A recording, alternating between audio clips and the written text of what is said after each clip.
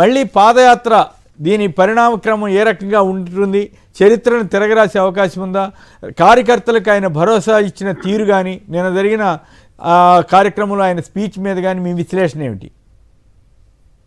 మొత్తంగా వైఎస్ఆర్సీపీ ఓటమి తర్వాత వరుసగా జరిగినటువంటి పరిణామాలని ఒక రేఖామాత్రంగా కనుక మనం విశ్లేషించినట్టయితే, ఓటమి తర్వాత ఆయన కొంత తనను తను కూడా తీసుకొని సమావేశాలను ఏర్పాటు చేసినప్పుడు చాలా వరుస సమావేశాలండి, నేను చాలా క్లీన్గా అబ్జర్వ్ చేశాను.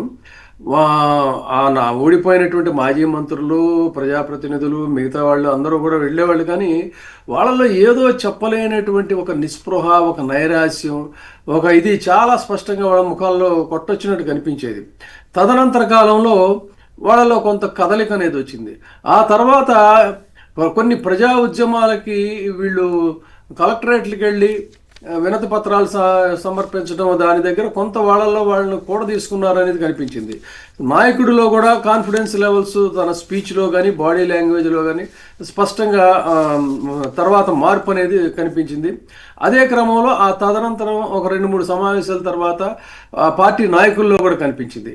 చివరికి ఇది మెల్లగా ఎప్పుడైతే మెడికల్ కాలేజీల ఉద్యమం అనేటువంటిది ప్రారంభమైందో, మెడికల్ కాలేజీ ఉద్యమంలో ఆ పార్టీ ఒక ఉద్యమ పార్టీగా మెల్లగా రూపాంతరం చెందిందని అయితే చెప్పాలి. ఆ తర్వాత 1,000 సంతకాలు అనేటువంటిది ఆషామాషి విషయం కాదండి.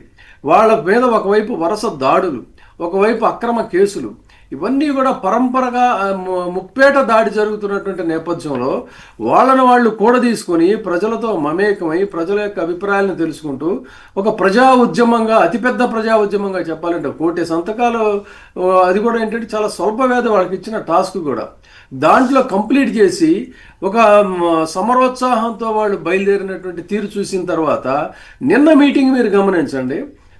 నిన్నే కదా, అంతకుముందు ఇటీవల జరిగిన 2-3 సమావేశాల్లో కూడా ఆ లీడర్లో ఒక కాన్ఫిడెన్స్ లెవెల్స్ అనేది చాలా స్పష్టంగా టోన్లో కనిపించడం, కార్యకర్తల్లో కూడా ఒక ఉత్సాహం, కేరింతలు, ఇవన్నీ ఆ మార్పు అనేది మనం చూడొచ్చు. అంటే క్రమక్రమంగా ఏంటంటే తమను తాము కూడా తీసుకున్న తర్వాత ప్రజల్లో నిన్న చాలా ఒక వ్యాలిడ్ పాయింట్ జగన్మోహన్ రెడ్డి గారు తన మాటల్లో చెప్పింది ఏంటంటే, జనాలు రియలైజ్ అవుతున్నారు.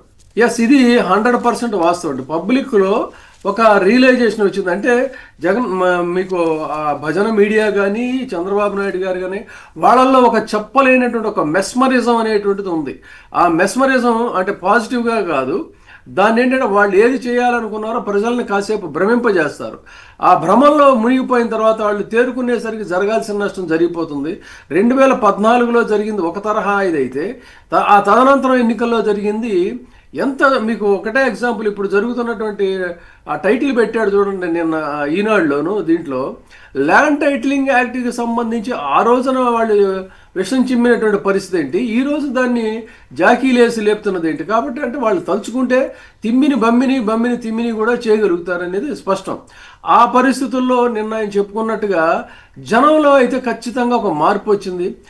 నేను కూడా కొన్ని క్రాస్ సెక్షన్స్ని ఒక నెగిటివ్ ఆస్పెక్ట్లోనే బాగుంది కదా, బాగా చేస్తున్నారు కదా, అది ఇది అంటే, సార్ జనాలు భయపడుతున్నారు, వీళ్ళు భయపెడుతున్నారు, ఆ భయంతో ఇవాళ మాట్లాడలేకపోతున్నారు. కానీ ఖచ్చితంగా అయితే దానికి భారీ మూల్యం చెల్లించుకుంటారు వాళ్ళు. ఇప్పుడు కనీసం జగన్మోహన్ రెడ్డి నిన్న ఆయన అన్నాడు ఏదో రకంగా వాళ్ళ చేతుల్లో డబ్బులు ఉండేయని. ఆ రోజున వాళ్ళ చేతుల్లో చిన్న వ్యాపారస్తులు కానీ లేకపోతే చిన్న కుటుంబాల్లో కనీసం మనీ సర్క్యులేషన్లో ఉండేది, మార్కెట్లో మనీ సర్క్యులేషన్లో ఉండేది. ఇవాళ మార్కెట్లో మనీ సర్క్యులేషన్లో కూడా లేదు. మొత్తంగా ఎట్లా ఉందంటే ఇంట్లో ఈగల మోత, బయట పల్లకీల మోత అన్నట్టుగా తయారైంది. మీకు ఈ సామెత కాదు, ఇంకో సామెత కూడా వీళ్ళకి అప్లికబుల్ ఏంటంటే, తిట్టే నోరు తిరిగే కాలు ఊరుకోదని చెప్పని అంటారు. సో ఈ తిరిగే కాలు ఏంటంటే పబ్లిక్ మనీతో విచ్చలవిడిగా ఇష్టం వచ్చినట్టుగా విదేశీ పర్యటన చేయటం. అక్కడికి వెళ్ళిన తర్వాత వీళ్ళు చేసే పని ఏంటంటే తిట్టేనోరు. ఎక్కడికి వెళ్ళినా సరే, ఏ దేశం ఎగినా, ఎందుకు కాలిడినా తిట్టరా జగన్మోహన్ రెడ్డిని ఖచ్చితీరా అనేటువంటి ఒక నినాదంతోనే తల్లి భూమి భారతి బదులు మీరు ఇట్లా మార్చారా? ఎంత జుగుప్సాకరమైన పరిస్థితి అండి. మనకి మీకు తెలియంది కాదు, ఒక సీనియర్గా వీడు ఇక్కడ ఘోరాతి ఘోరంగా ఒకళ్ళొకళ్ళు పరస్పరం అప్పుడు దూషణలు కూడా లేవు కానీ విమర్శలే ఉండేవి. అంత దారుణంగా విమర్శించుకున్నా కూడా తెలుగువారి డయాస్ఫోరా అనేటువంటిది ఏ దేశంలోనైనా different kinds of political parties నుంచి వచ్చినప్పుడు ఎంత హోందాగా ఎంత చక్కగా మాట్లాడుకునేవాళ్ళు అంటే, అలాంటిది విదేశీ గడ్డ మీద పబ్లిక్ మనీతో వెళ్ళి తెలుగు డయాస్ఫోరా అని చెప్పని పెట్టి తెలుగుదేశం పార్టీ మీటింగ్ అండి. అది తెలుగులో డప్పు దండోరా తప్ప తెలుగు డయాస్ఫోరా కాదు. వాళ్ళు చాలా క్లియర్గా మెడలో ఎల్లో కండువాలు వేసుకున్నారు, జెండాలు పట్టుకున్నారు, టీడీపీ నినాదాలు ఇచ్చారు. అది తెలుగు డయాస్ఫోరా ఎలా అవుతుందండి? తెలుగుదేశం పార్టీ సమావేశం అవుతుంది కదా. విజయబాబు గారు ఆ ఇష్యూలోకి మళ్ళీ వెళ్దాం. పాదయాత్ర 2 మళ్ళీ చరిత్రను తిరగరాస్తుందా అన్న దాని మీద మీ కామెంట్ చెబితే డావోస్ ఆ ఇష్యూలోకి మళ్ళీ వెళదాం.